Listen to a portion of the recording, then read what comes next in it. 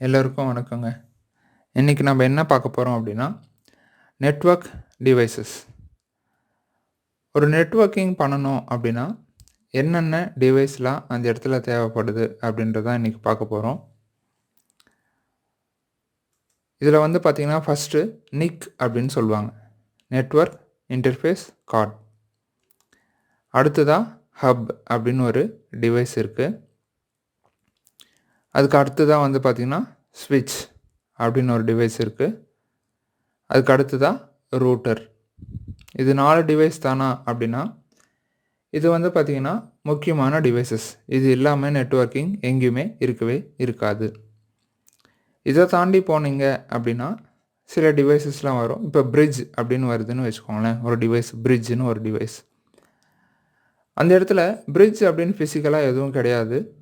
ஒரு இடத்தையும் இன்னொரு இடத்தையும் கனெக்ட் பண்ணுறதுக்காக இங்க உள்ள ரூட்டரையோ, சுவிட்சையோ, ஹப்போ ஏதாச்சும் ஒரு இடத்துல அந்த இடத்துல யூஸ் பண்ணாங்கன்னா, அது பிரிட்ஜ் அப்படின்ற மாரி எடுத்துப்பாங்க. இந்த 4 டிவைஸ் ரொம்ப பேசிக்கான டிவைஸ். நிக்கு, ஹப்பு, ஸ்விட்சு, ரூட்டர். சரி வாங்க, இது ஒன்னொன்னுத்த பத்தியும் தனியா பார்க்கலாம். நிக் அப்படின்னா என்ன அப்படின்னா, நெட்வொர்க் இன்டர்ஃபேஸ் கார்ட். இது எங்க இருக்கும் அப்படின்னா, ஒரு கம்ப்யூட்டர்லயும், ஒரு லேப்டாப்லயும் இந்த நிக் போர்ட் இருக்கும். இது முதல்ல கம்ப்யூட்டர்லாம் வரும்போது பார்த்தீங்கன்னா, இந்த கார்ட கனெக்ட் பண்ற மாதிரி தான் இருந்தது. அதுக்கப்புறமா என்னாச்சு அப்படின்னா, கம்ப்யூட்டரோடவே சேர்ந்து வர ஆரம்பிச்சிருச்சு. கம்ப்யூட்டர்ல எல்லாமே ரொம்ப தனித்தனியா இருந்த பாகங்கள் தான் அதுக்கப்புறம் நெறைய விஷயங்கள ஒண்ணா சேர்க்க ஆரம்பிச்சாங்க. அதுல இந்த நிக்கும் ஒண்ணு.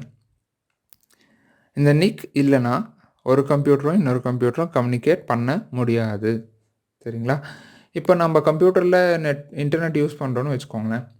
ஸோ அந்த இன்டர்நெட்டுக்கும் வந்து பார்த்தீங்கன்னா, இந்த நிக் இருக்கும். ஏன்னா, இந்த நிக்ல தான் லேன் கேபிள், இன்டர்நெட் கேபிள் எடுத்துட்டு வந்து நம்ப கனெக்ட் பண்ணுவோம். சரிங்களா? Ethernet cable. இது வந்து லேப்டாப்க்கு.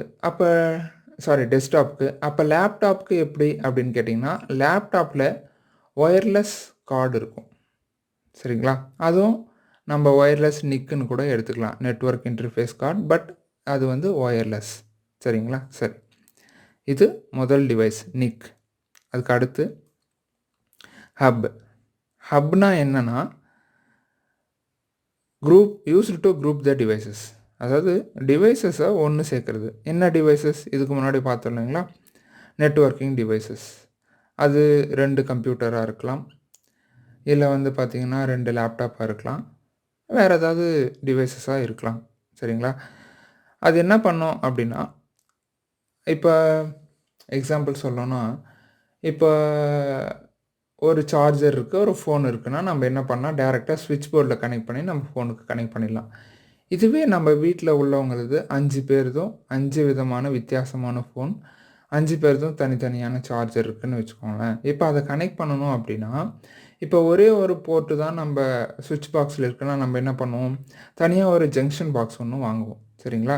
அந்த ஜங்ஷன் பாக்ஸ்ல என்ன பண்ணுவோம், லைனா ஒருத்தர் தான் நம்ப கனெக்ட் பண்ணிக்கலாம். அந்த மாரி தான். இப்போ ஒரு சிஸ்டமோட 2க்கும் மேற்பட்ட சிஸ்டமோ இல்ல டிவைஸஸோ கனெக்ட் பண்ணோம்னா, அந்த இடத்துல ஹப் தேவைப்படுது. சரிங்களா? அதுக்கு அடுத்ததா ஸ்விட்ச்.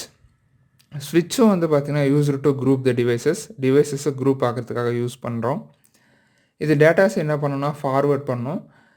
Faster than hub. ஹப்ப விட இது கொஞ்சம் வேகமா இருக்கும். ஹப் என்ன வேலை செய்யுதோ அதே தான் செய்யப்போகுது. பட் ஆனா இது ஹப்ப விட கொஞ்சம் வேகமா இருக்கும். ஹப்ல வந்து பார்த்தீங்கன்னா 8 போர்ட், 5 போர்ட் அந்த மாரி தான் இருக்கும். ஸ்விட்ச்ல 16, 24 இந்த மாரி போர்ட்ஸ்லாம் இருக்கும். ஸோ இங்க ஒரு இமேஜ் வந்திருக்கு பாருங்க. இது கூட நீங்க ஸ்விட்சுக்கான எக்ஸாம்பிளா எடுத்துக்கலாம். சரிங்களா? இதில மேனேஜ்டு ஸ்விட்ச், அன்மேனேஜ்டு ஸ்விட்ச் இந்த மாரி நெறைய விஷயங்கள் இருக்கு. இத நம்ப வர வகுப்புல ஒண்ணொண்ணா பார்த்துட்டே வரலாம். இப்போதைக்கு இத மட்டும் தெரிஞ்சுக்கோங்க. ஹப்ல வந்து பார்த்தீங்கன்னா, ஒரு 8 மெஷின் கனெக்ட் பண்றோம்னா, இதில வந்து ஒரு 24 மெஷின் கனெக்ட் பண்ண முடியும். சரிங்களா? இது ஹப்ப விட கொஞ்சம் வேகமா இருக்கும். இதுதான் ஸ்விட்ச். சரிங்களா? சரி. இதுக்கு அடுத்ததா என்ன அப்படின்னு பார்த்தீங்கன்னா, ரூட்டர். இத நெறைய பேர் என்ன பண்ணுவாங்க அப்படின்னா, ரவுட்டர்ன்னு படிப்பாங்க. சரிங்களா? அது ரவுட்டரா, ரூட்டரா அப்படின்றத நான் உங்களுக்கு தெளிவா சொல்றேன் இன்னும் கொஞ்ச நேரத்தில. இது எதுக்கு யூஸ் ஆகுதுன்னா, used to communicate between different networks. 2 different நெட்வொர்க்கை கம்யூனிகேட் பண்ணுறதுக்காக இங்கே ரூட்டர் யூஸ் பண்ணுறோம். அது என்ன 2 டிஃப்ரெண்ட் நெட்வொர்க் அப்படின்னா, இப்போ நீங்கள் ஒரு ஃபோன் வச்சுருக்கீங்க, உங்கள் நண்பர் இன்னொரு ஃபோன் வச்சுருக்காருன்னு வச்சுக்கோங்களேன். 2 பேரும் ஒரே கம்பெனியோட சிம் கார்டு வச்சுருப்பீங்கன்னு அவசியம் இல்லை, வேறு வேறு தான் வச்சுருப்பீங்க. இது ஒரு எடுத்துக்காட்டுக்காக தான் சொல்கிறேன். இன்னும் கிளியராக சொல்லணும் அப்படின்னா, நம்ம ஐபி பற்றி படிக்கும்போதோ இல்லை மற்ற விஷயங்கள் இன்டெப்த்தாக படிக்கும்போதோ நம்ம நெட்வொர்க்னால் என்ன அப்படின்றத பார்ப்போம். அப்போ இப்படி பார்க்கும்போது 2 வித்தியாசமான நெட்வொர்க் இருக்கும்போது அதை கனெக்ட் பண்ணுறதுக்கு தான் என்ன யூஸ் ஆகுதுன்னா, ரூட்டர் யூஸ் ஆகுது.